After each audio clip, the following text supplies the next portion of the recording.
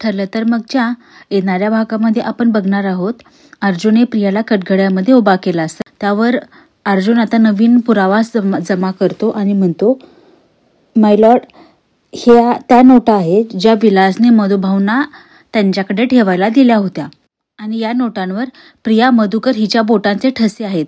याचा अर्थ असाच होतो की ती फक्त पैशाची हपापलेली होती आणि पैशासाठी तिनेच विलासला मारलेला आहे आणि याचा आळ सगळा साक्षी आणि मधुभाऊ या दोघांवर ढकलून दिलेला आहे. असं म्हणून तो प्रियाकडे वळतो आणि म्हणतो, बोल प्रिया, बोल, खरं सांग, तूच विलासला मारलंस ना? त्यावेळेला पिस्तूल तुझ्या हातामध्ये होतं. तुझ्या हातातून ती गोळी झाडली गेली आहे. बोल प्रिया, पैशासाठी तू विलासला मारलंस ना? तेव्हा प्रिया प्रेशर खाली येऊन सगळं खरं बोलून टाकते आणि म्हणते, नाही, मी नाही मारले विलासला. गोळी साक्षीकडून झाडली गेलेली आहे. मी माझ्या डोळ्यांनी पाहिलं आहे. असं म्हटल्यानंतर महिपत, साक्षी आणि दामिनी खूप हादरतात.